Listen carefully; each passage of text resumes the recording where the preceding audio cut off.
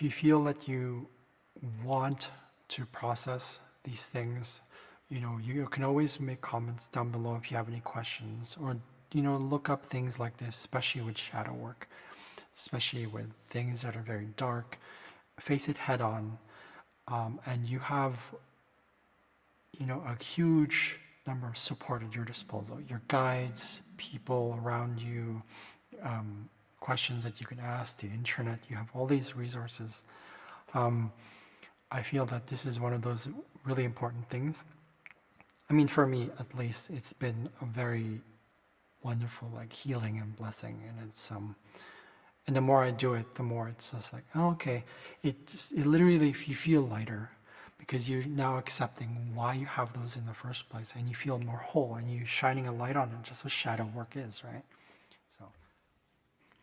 So one of the things that I still sometimes deal with is, the human me, as I fiddle around with things, because sometimes being on not only camera, but being vulnerable is one of those, it's not that scary anymore, but it's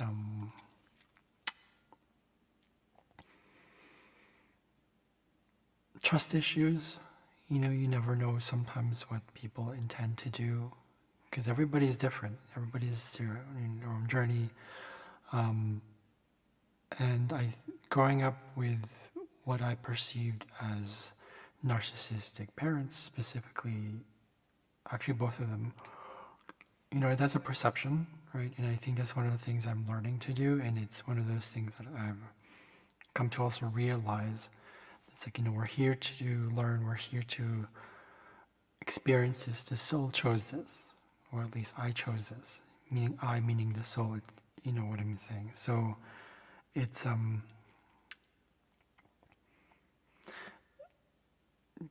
choosing that environment where I would normally in this form perceive life to be like this, that like in this life, I don't know if I'm making sense, so but the one thing that I feel, I'm gonna grab my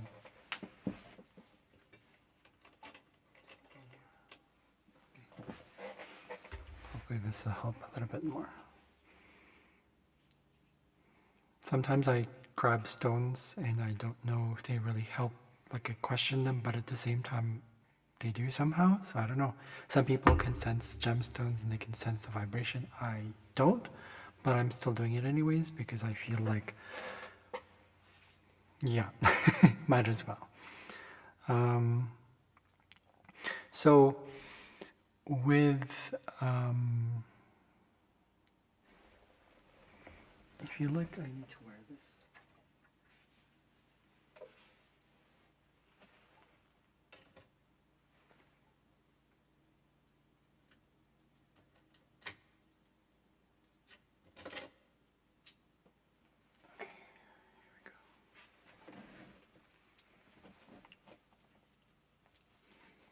Okay.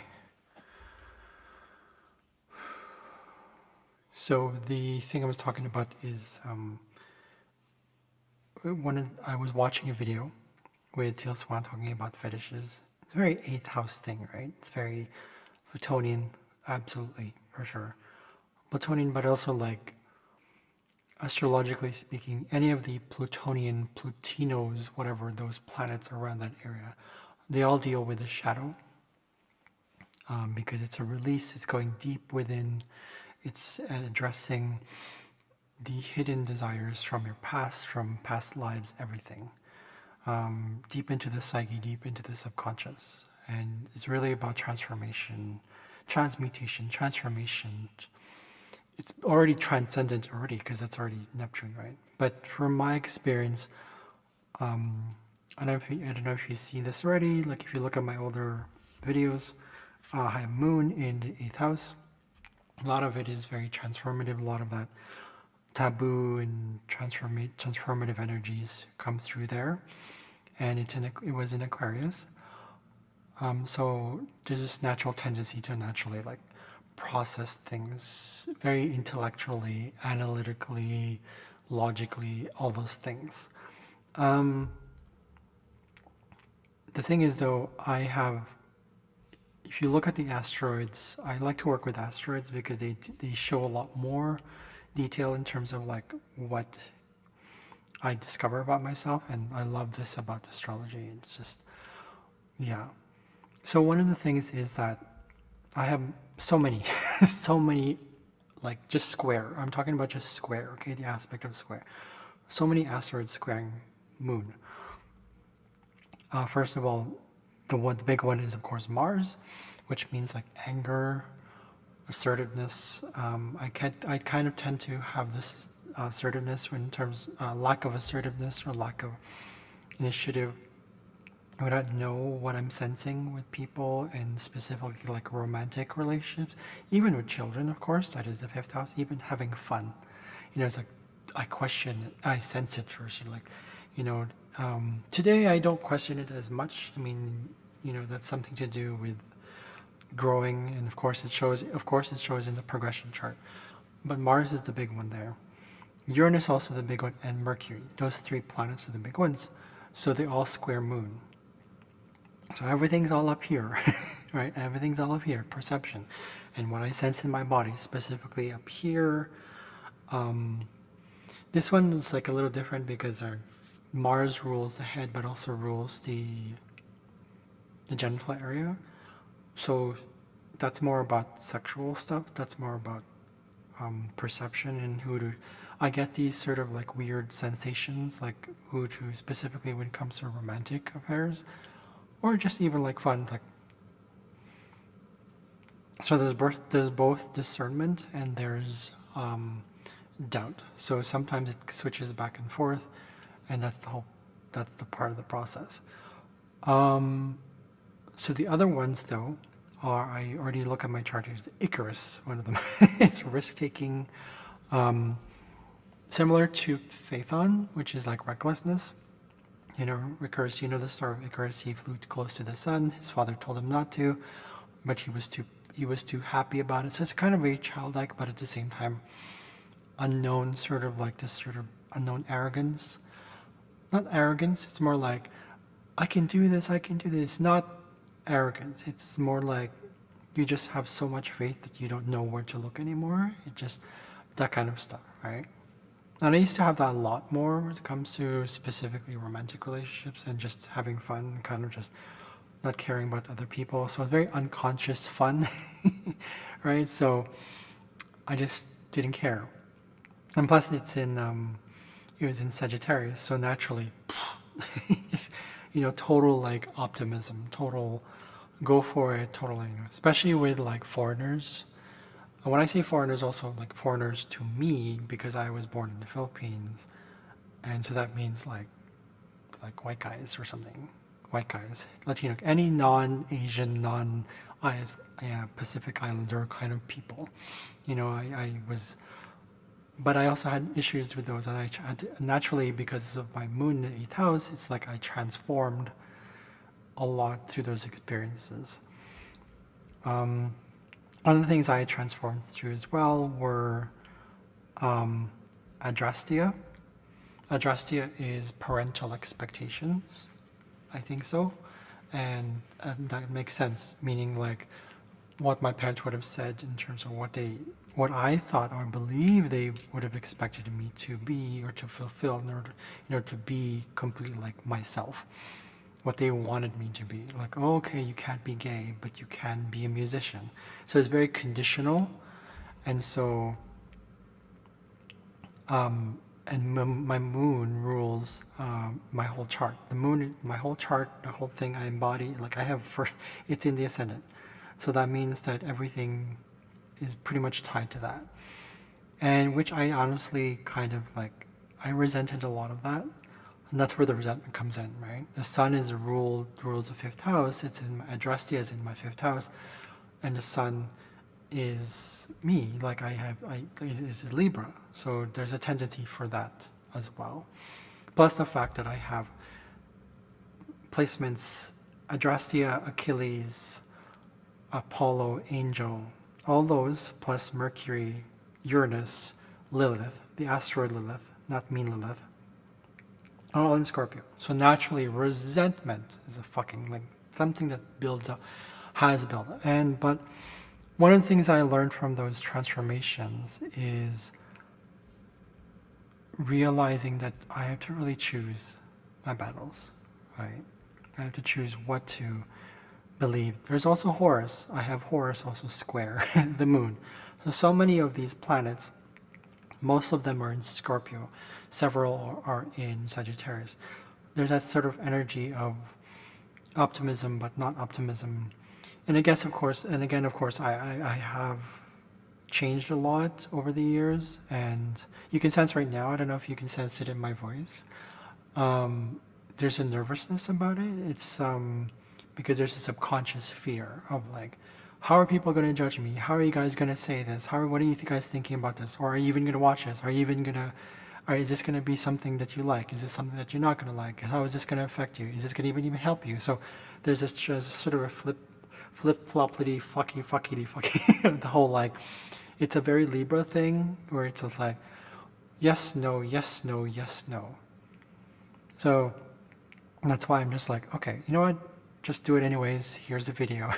I'm just letting you guys know that this is what I've gone through. And this is why it says it does affect my clairvoyance. It affects the the abilities I have and the guidance that I get, because I also have angel there, right? But it's square the moon. So every time I have these senses of anywhere around me, because the moon is magnetism, but it's also your senses, your physical, like the energy you sense in things. This is why we're tied to a lot of times we're like, oh, the moon, you sense something. That's that. It's basically, I believe the moon also rules vibration. That's Uranus too, I feel. For me personally, I'm not really sure, but there's something about this, right? So there's something about both of them. At least for me, it's both, because they are square. And I've learned to really work with those energies. So it's square Horus, square Angel. Those are the two big ones for me right now, because I feel like sometimes I don't sense things, especially when I'm talking a lot. This is when the Mercury Uranus comes in. I also have Mercury. I also have Makemake square Uranus. So there's that whole chattery thing. And because I'm trying to, when I question my worth, Makemake it's really conjunct the, I think it's past, or it's either way, it affects the second house. So it's self-worth. It's affected by self-worth. So that kind of stuff. I also apparently have Adrastea and many of the planets that I mentioned earlier, specifically the later ones like Adrastea, Angel, Horus. Adrastea is one of the bigger ones because it's for the 28 degrees or 29 degrees. Yeah, 29 degrees. It's Adrastea and Mars square Niobe. So Niobe is excessive pride, and it's just excessive pride in general. That's all I read from Niobe. She was the one who bragged about her 14 children, and she was punished for it. And I know what that, it's not literal, of course, but what that means is really like, it's when you have excessive pride, it means that you go to beyond the limits and actually hurt others. But because it's square Adrastea for me, there's a conflict that I've always had, like with my parents, especially like, my mom several times actually, one specific time said that she thought that I knew everything. But I was really like trying to just share my knowledge, share my experiences. So there is that thing. But I don't know, I think it's a matter of like shining in my own way where it's not about bragging. So Niobe is there to has taught me to transform being proud rather than having pride. And not have to show that to anyone who doesn't acknowledge, the truth behind like what is rather than what I see or what they see. It's not about perception. It's like the gift itself of being, just being itself. So, yeah. And of course, Achilles is one of the other things too. Achilles is in between Adrastea, Uranus, Achilles. Achilles is between Uranus and Angel Apollo. Apollo's here too, by the way. I forgot to mention. Is Apollo here? I'm going to double check here. Apollo is 26 degrees. Scorpio in my chart. So that means Achilles is part of that as well. So Apollo is, as you know, wants to live life, wants to be, wants to shine. It's like the sun, but Apollo is more about the joy of life itself. It's just being in the moment. Because it's tied to the mental stuff, I think it kind of gets away from me sometimes, and that's kind of where it gets exaggerated. Apollo apparently, according to traditional, I don't know if it's traditional astrology, but apparently ruled,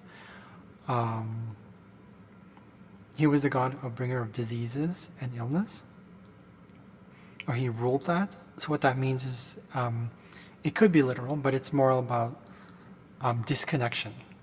Really, right? Because dis-ease, right? It's a disconnection. It's misalignment, disalignment. So what that means is Apollo, when we're not living life, we can get that. We can have a disease. We can be. It actually can lead to illness because we're not healthy, right? Healthy in a way that's vibrant. It's like the sun, right? Vibrant, full of life, all that energy. So I have all these like asteroids. It's hilarious. Then I realized that it's all like literally pulling at the moon, and the moon just wants to be in a transformative state. It wants to always just be processing. It wants to just be, specifically through Aquarius, to just be different.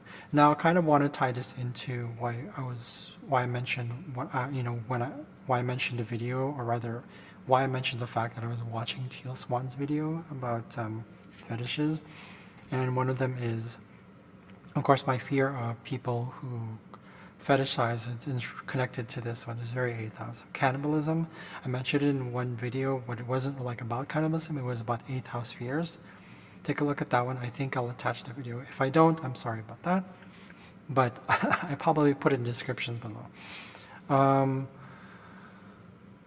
And I think because of the fear that I've had with people with not being absolutely sure, it's a power thing. It's very Scorpio thing, right? 8th house, but also it's Aquarius thing. Similar, Saturn rules, it's control, right? Plus the perfectionist sort of feel of Libra. Yeah, it's there. And Pluto as well, of course. Abso-fucking-lutely. So, not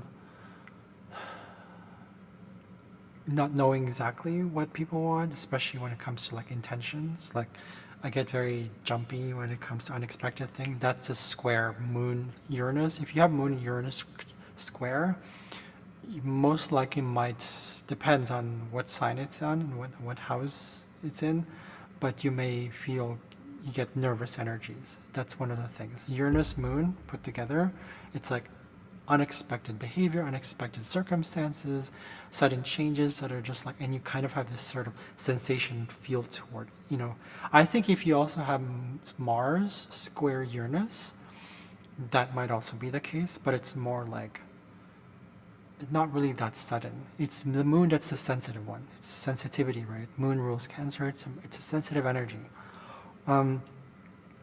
So with the whole fetish thing,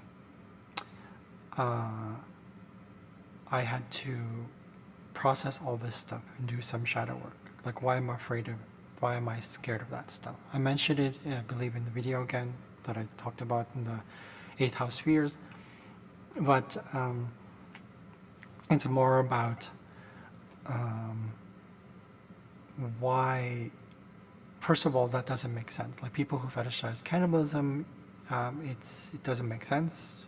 But there is like a really profound, deep, like, wanting to connect. Based on what Teal Swan said, why we have fetish in the first place. The root of fetish is because we have that yearning, that strong desire for unconditional love, which is actually rooted, connected with the eighth house. This is why Scorpios really want that. It's cathartic. It's like, transformative energy that just like, it's like actual, true, genuine, connection beyond just connection. The connection that is unconditional, the word trust is part of it as well. Stephen Forrest mentioned something else about this one. He said there's a term that there's a word that it's okay, it's cathartic. I think that's the one word. It's that catharsis of just like I can feel completely myself. That's part of that energy. Whether you call it Plutonian, 8th house, Scorpio, whatever. It's very similar. Okay? Because it's really unearthing and really, really digging deep into the core, the subconscious, and really to the soul of connections. But of course, we know that we can't actually, manifest that through the third dimension, or rather, not third dimension perception, but this form. We can't really manifest it because there are limits. It's physical, it's material. There are going to be limits. But they can be expressed through it. It can be expressed through the form by just being, right? And that's one of the things I realized, that I never really liked it when my parents just gave me, especially my dad, who just gave me advice. I'm just like, I didn't ask for advice. Just listen. Just be there. That's what I've always enjoyed with people who just know how to listen. And people like that. Men people really gravitate towards others who are very good listeners. There's a reason for that, is because there's a connection that we feel in the consciousness that we are to just be. That's why we love dogs, babies, animals, right? Because they're not judgmental. At the very least, they're not reactive as much as humans are. And so there's that thing, right? It's tied into this one. Why for me personally, like I have that fear, because that whole idea of like consuming people, like cannibals consuming the same thing. It's almost like it's a complete break of trust, because you are of the same species and you have this sort of connection that you think it's like, well, we're the same species, we're supposed to behave the same. There is that human condition expectation, let alone just expectation itself, that that's not supposed to happen, or this is not supposed to happen, that's not supposed to happen. But of course, we know life is the way it is. It is what it is. But before we even go there, we have to work on this one. For me, it's this processing of the shadow, and why I'm scared of that one. I do know why I do that, because it's like it shows up in my chart too. It's like, it's like I have moon, just like the moon in square Mars shows itself why I would be scared about these things. I'm scared about fetishes that don't make sense, right? That don't make humanitarianly, from a humanitarian perspective, is Aquarius.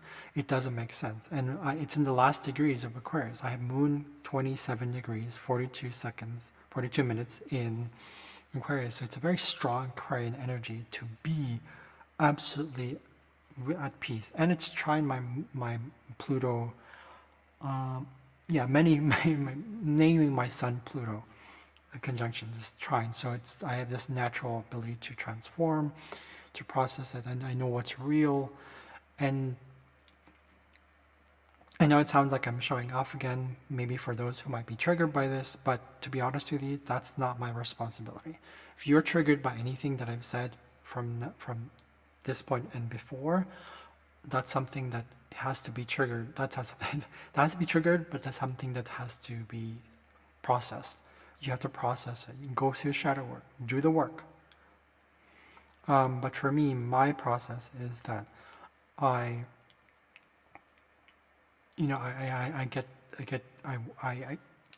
very, that's a moon thing, right? Because I have this sort of conditioned expectation. Yes, it's conditioned, but also a past life thing. The moon also rules ancestry and past lives as well, I would say. That's why I have a lot of fourth house placements, moon rules. I have the fourth house. Very much interested in like past life stuff, ancestry, history, those kind of things. Well, history, not as an actual fact history, but more like why. Because it's Scorpio. A lot of it, I have Scorpio placements. A lot of it is in the fourth house. So very deep. If you have fourth house placements in Scorpio too, you have most likely these feelings as well, especially if you have the more sensitive planets there. So with that in mind, with the whole why I'm scared of like fucking like frightened like of cannibalism, like why people fetishize. There's cannibalism like for survival. Okay, I totally get that because it's like your survival, right? But I think tying into what Teal Swan said about it's a childhood thing, people who grow up, especially children, if let's say the child, I would say now I understand it a little bit more.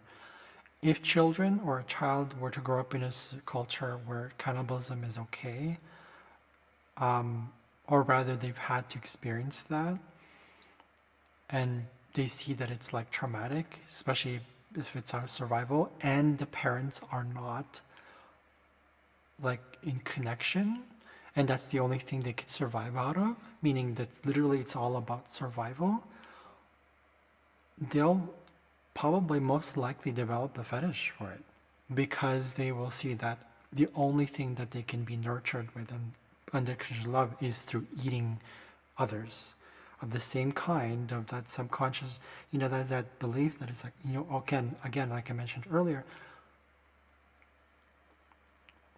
why? Right? You're the same species. There's that trust. There's subconsciously, we know that we trust those who are alike. We look alike. Even if it's not the same species but the same culture, why would you do that? So therefore, there's this sort of questioning as a child. You grow up, and then you just kind of like learn to accept it, and sort of like just you feel powerless. I believe now it's tied in with being powerless, which is very Plutonian. Powerlessness, childhood experiences, and nurture, like absolute unconditional nurturing love. Those three main things will probably lead to kind of something like that kind of fetish. For me, I already knew, like, this is going to sound like I'm showing off too. I have Niobe in my 8th house. But I also have Heracles retrograde there, which is weird. So that means I doubt my strength. Okay, that's another story. But that's okay. I'm going to show off more like in a shiny way, shining sort of way, not, I'm better than you kind of thing. No, I'm just saying that I discovered several years back, about over a decade ago, that it's like I have a uniform fetish. Love guys in uniforms. But I believe that has a lot to do with authority figures.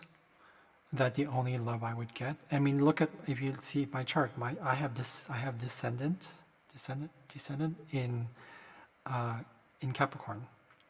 So naturally, shadow there is growing up in a family or in a family or in an environment where it had to be distant. We had to be distant. We had to not talk about emotions. We had to be cold and calculated and those kind of things, right? Very Capricorn, sort of the stereotype, the negative aspect of the shadow of Capricorn.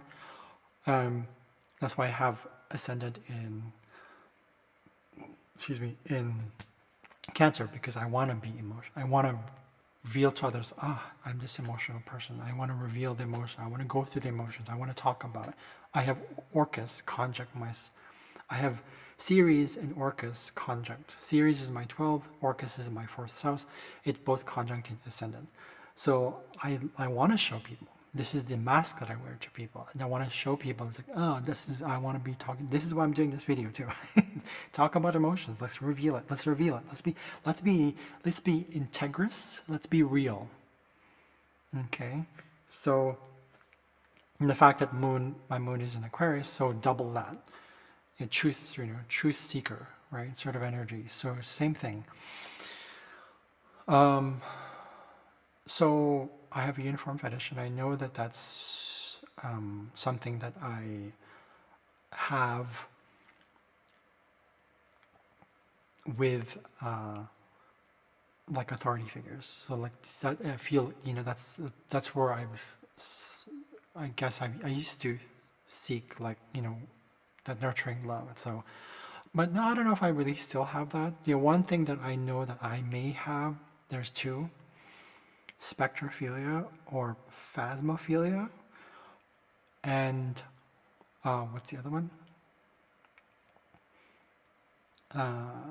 Exophilia. Sort of. Not really. I'm not sure. But, it's all foreign stuff. And it makes sense because I have Moon, right, Aquarius square Mars in Sagittarius. So Sagittarius deals with foreign things, and Aquarius deals with weird things. Put those together, it's a weird thing. So spectrophilia or phasmophilia and exophilia. So the fetish of ghosts and the afterlife, and the kind of like, I don't know about mirrors. Apparently it has something to do with mirrors. I don't know what it is. But I don't think it's really a fetish, but I do find it kind of interesting that I, feel like having sex with a ghost. Not because they're ghosts, because again, it's that thing. So my only source of nurture, my only source of extension, or where I seek that unconditional love, is outside of this realm, outside of people. So in other words, you have to be past dead and in spirit for me to, you know, but I'm not sure. I don't feel like it's a fetish because I've gone through it and I've experienced it. I don't know. It's interesting. There's something like like I've seen porn when they show like you're having sex with ghosts or even aliens. Aliens, oh, that's another one. Exophilia, that's the exophilia thing. That is stronger for sure. And but I don't feel like I look for it. Like I've seen it and it's like there's something odd about it, but it's not like I go looking for it. It's not something that I want to push, especially because I discovered it later. But I can see why that can be possible because it's again, it's outside of this, right? So there's my confession. If you guys have any comments, if you want to share any of your fetishes, go ahead and list them down. I would probably also link down Teal Swan's video on fetishes. Very, very, not only insightful and very, very informative, but what's more important is that it it it, it brings forward, it brings to the surface why shadow work is very important still, even up to this time, this day and age. It's good for us. So as we awaken, it's good to realize these things and so figure out where is that coming from. All right, so we don't really need it. We won't be needing as much in the future, but most humans are still unawakened, and that's okay, right? It's just a process. So, but in the meantime, shadow work is very, very, very much, a helpful tool, a process that is genuine, it's a process that is healing, really, right? So I hope that helps. I'll see you guys later. Thank you for watching.